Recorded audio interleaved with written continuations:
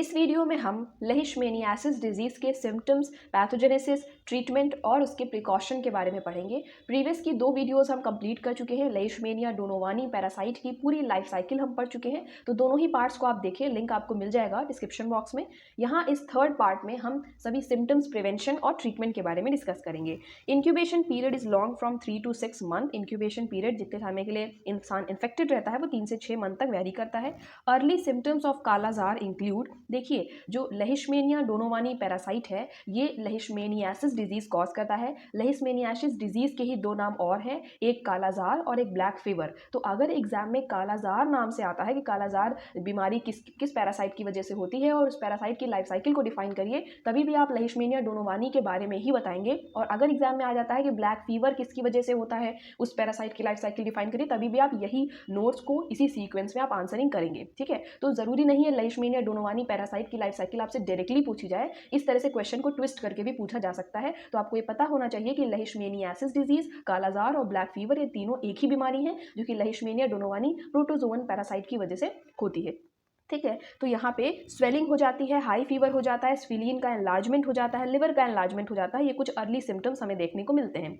It is followed by weakness, anaemia, peculiar darkening of skin, thus the name kala azar और the black fever is suggested and if not properly treated the patient will die. तो कुछ early symptoms हमने देख लिए यहाँ पे, और इन्हीं सिम्टम्स फॉलोड होते हैं, वीकनेस होती है, अनीमिया होती है बिकॉज ब्लड सेल्स को ये इन्फेक्ट करते हैं, तो आरबीसीज भी इसमें रप्चर होती हैं, तो आरबीसीज का काउंट जब डिक्रीज होगा तो अनीमिया भी कॉज हो जाती है। और जब आरबीसीज का नंबर डिक्रीज होता है तो जगह जगह पे स्किन में डार्कनिंग भी होने लगती है, और ये स्किन की डार्कनिंग की वजह से ही इस बीमारी को नाम दिया गया है ब्लैक फीवर या कालाजार। और अगर इसे प्रॉपरली ट्रीट नहीं किया गया तो पेशेंट की इसमें डेथ भी हो सकती है, ये डिजीज फैटल भी हो सकती है सीवियर केसेस में। देन अब हम इसके ट्रीटमेंट की अगर बात करें तो सिस्टमैटिक ट्रीटमेंट्स इसके आते हैं, मीन्स सिम्टम्स को क्योर करने के लिए जो सिम्टोमैटिक ट्रीटमेंट्स हैं वो भी आते हैं, और एनरिच्ड डाइट दी जाती है पेशेंट को। काफ़ी सीरियस ड्रग्स हैं जैसे एंटीमोनियल्स हैं, डाई अमाइंडीन्स हैं, सोडियम ग्लूकानोट हैं और एम्फोसिल है। ये एम्फोसिल, ये कुछ सर्टन ड्रग्स हैं जो पेशेंट को दी जाती हैं ये लेishmaniasis या कालाजार बीमारी को ट्रीट करने के लिए।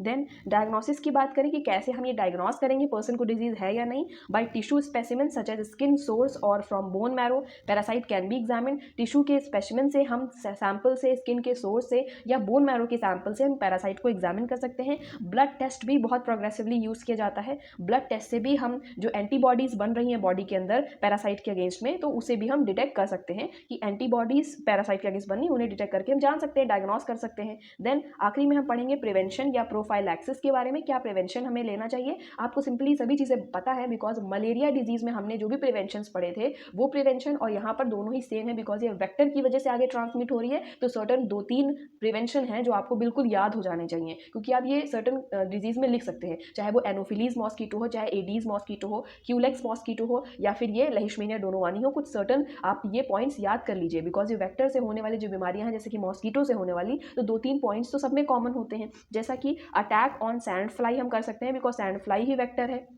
पीरियोडिक फ्यूमिगेशन करवा सकते हैं, इंसेक्टिसाइड्स का हम स्प्रे करवा सकते हैं रेगुलर समय पे, and then prevent infection as protect yourself from sand fly bite. और अल्टीमेटली हमें सैंड फ्लाई के बाइट से अपने आप को प्रिवेंट करना है, बिकॉज वही वेक्टर है, एक इंसान से दूसरे इंसान वही बीमारी को आगे ट्रांसमिट करेगी। Apply the insect repellents to exposed skin, और हम पर्सनल हाइजीन भी इसमें रख सकते हैं, और अपनी जो एक्सपोज्ड स्किन है वहाँ पे इंसेक्ट रेपेलेंट्स का यूज़ कर सकते हैं, और मॉस्कीटो का भी यूज़ कर सकते हैं, फुल स्लीव्स के कपड़े पहन सकते हैं। ये कुछ सर्टन प्रिवेंशन हैं जो कि हमें ध्यान में रखनी चाहिए, बिकॉज सैंड फ्लाई इसका वेक्टर होता है। आई होप आपको तीनों ही पार्ट देखने के बाद लेishmania डोनोवानी पैरासाइट की लाइफ साइकिल क्लियर हो गई होगी, और जिस स्टेप्स वाइज मैंने आंसर लिखा है, अगर इसी सीक्वेंस में आंसर आप अपने एग्जाम में लिखते हैं तो डेफिनेटली आपको बहुत अच्छे मार्क्स मिलेंगे। पहले आपको सिस्टमैटिक पोजीशन लिखना है, habit and habitat, distribution, morphology, फिर उसकी लाइफ साइकिल आप बताएंगे, लाइफ साइकिल का डायग्राम भी आप मेंशन कर देंगे कि कैसे पूरी लाइफ साइकिल होती है, डायग्राम वाइज आप जरूर बनाएंगे। किसी भी पैरासाइट की लाइफ साइकिल पूछी जाती है तो आप डायग्राम जरूर बनाएंगे, अगर बहुत ही ज़्यादा टिपिकल डायग्राम है